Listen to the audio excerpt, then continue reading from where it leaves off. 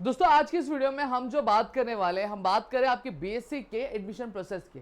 जी हाँ दोस्तों, इस वीडियो में एंड तक बने रहिएगा क्योंकि इस वीडियो में मैं आपको एक एक करके क्या क्या चीज़ें आपके एडमिशन के लिए ज़रूरी है, जो आपको ध्यान में रखना चाहिए, ये सारी चीज़ों के बारे में मैं बात करने वाला हूँ। लेकिन इस वीडियो में आगे बढ़ने से पहले सबसे पहले मुझे कमेंट करके ये बता दीजिएगा कि जो वीडियो आप कहाँ से देख रहे हैं और आगे चलकर आप कौन सी यूनिवर्सिटी में एडमिशन क्या लेने वाले हैं।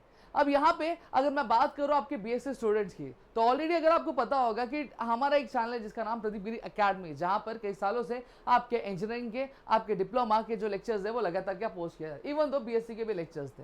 लेकिन इस साल अब आपके लिए स्पेशली बीएससी स्टूडेंट्स के लिए जो मैथमेटिक्स के लेक्चर्स होंगे उनके यूनिवर्सिटी वाइज और उनके सेमेस्टर वाइज क्या पोस्ट किए जाएंगे। अब दोस्तों अगर अभी तक चैनल आपने सब्सक्राइब नहीं किया तो फटाफट जाके चैनल सब्सक्राइब कर लो, जो चैनल का लिंक है वो डिस्क्रिप्शन में भी दिया और टाइटल में भी क्या मेंशन किया। अब आ जाते हैं हमारे मेन मुद्दे पे कि अब बीएससी के अगर हमें एडमिशंस लेने तो हमें क्या क्या चीज़ें करनी पड़ती है और क्या क्या तरीका होता है। तो चलिए एक एक करके मैं यहाँ बात करता हूँ। अब देखो चीज़ें क्या होती है कि जब आप यूनिवर्सिटी में जाते हो तो वो चीज़ आपके 10th के एडमिशन प्रोसेस जैसी नहीं होती है कि जैसे 10th के बाद आप 11th के एडमिशन लेने के लिए जाते हो तो जो प्रोसेस होता है टोटली अलग होता है। अब यहाँ पे हम जो एडमिशन लेते हैं वो हम यूनिवर्सिटी में लेते हैं। तो यूनिवर्सिटी में एडमिशन लेने के लिए हमें करना क्या पड़ता है, सबसे पहले मैं मुंबई यूनिवर्सिटी की बात कर लेता हूँ। और ये जो इन्फॉर्मेशन दे रहा हूँ एक बेसिक इन्फॉर्मेशन है जो आपको हर एक यूनिवर्सिटी में जो क्राइटेरिया फॉलो होता है।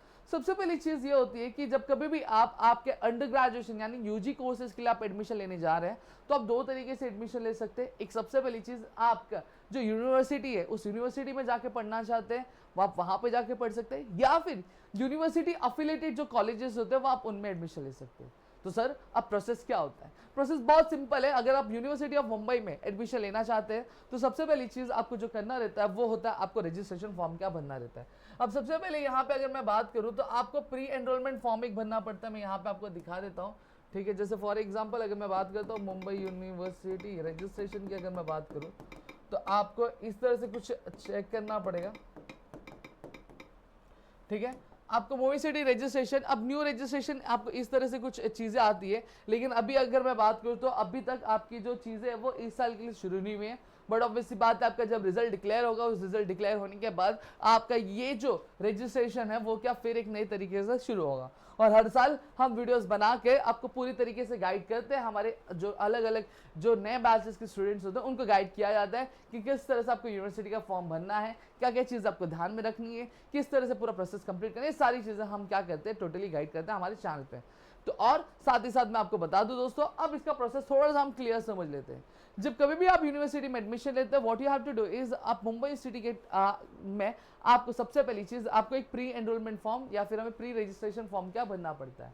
आपने यूनिवर्सिटी का ये रजिस्ट्रेशन फॉर्म भरा। अब रजिस्ट्रेशन फॉर्म भरने के बाद अब जब आप university of Mumbai affiliated colleges में आप एडमिशन लेना चाहते हैं, आपको ये फॉर्म भरने के बाद आपको जो कॉलेजेस है वहां पर अगर वो ऑफलाइन फॉर्म अगर क्या रिलीज करते हैं तो आपको ऑफलाइन जाके उनकी जो फॉर्म फिलअप करके आपको भर के आपको क्या करना पड़ेगा, इसकी जो कॉपी है प्रिंट आउट निकाल के आपको अटैच करके क्या देनी रहेगी। दूसरी चीज़ आप या फिर अगर ऑनलाइन होता है तो आप ऑनलाइन क्या कर सकते हो, उनका जो एडमिशन प्रोसेस है वो कंप्लीट कर सकते हो।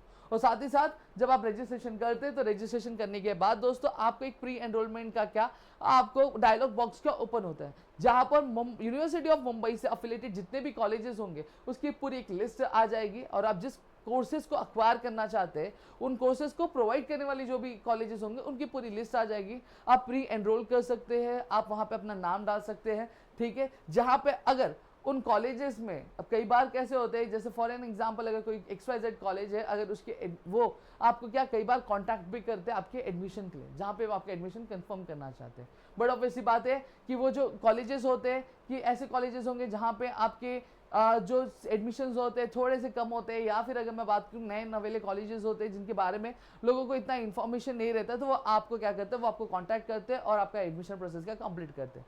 लेकिन जब हम बड़े बड़े कॉलेजेस की बात करें, नामचीन कॉलेजेस की बात करते हैं, तो वहाँ पर आपको फिजिकली विजिट करना पड़ेगा, या फिर अगर उनके जो एडमिशन प्रोसेस अगर ऑनलाइन होते हैं तो ऑनलाइन आपको क्या विजिट करके उनके वेबसाइट पे आपको पूरा फॉर्म उनका फिलअप करना रहेगा। आपके यूनिवर्सिटी ऑफ मुंबई के जो रजिस्ट्रेशन आपने की है उसकी डिटेल्स आपको देनी रहेंगी और फिर आपका जो एडमिशन प्रोसेस के लिए जो रजिस्ट्रेशन है वो हो जाएगा।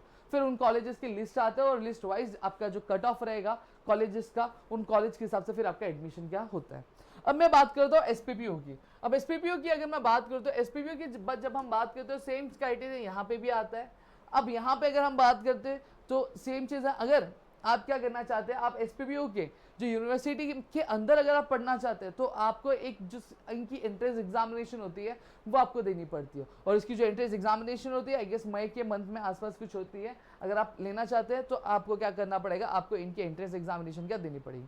अब दूसरी चीज़ यहाँ पे अगर मैं बात करूँ, अगर आप यूनिवर्सिटी से अफिलेटेड कॉलेजेस में एडमिशन लेना चाहते हो तो बट ऑब्वियसली बात आपको वहाँ पे क्या विजिट करना पड़ेगा, विजिट करके उनके जो प्रोसेस होंगे वो आपको क्या कंप्लीट करेंगे। हाँ, लेकिन कुछ कॉलेजेस हो सकते हैं जो शायद आपके एंट्रेंस एग्जामिनेशन ले, तो उसका जो सिलेबस होता है उनकी वेबसाइट पे आपको पूरा अपलोडेड रहता है, तो आप उनका सिलेबस लेके के उनके रजिस्ट्रेशन के लिए आप उनके एंट्रेंस के लिए आप रजिस्ट्रेशन करके फिर आप उनके एंट्रेंस एग्जामिनेशन देकर जो भी उनकी क्राइटेरिया अगर फुलफिल होती है तो फिर आप जाके उस कॉलेज में एडमिशन ले सकते हो।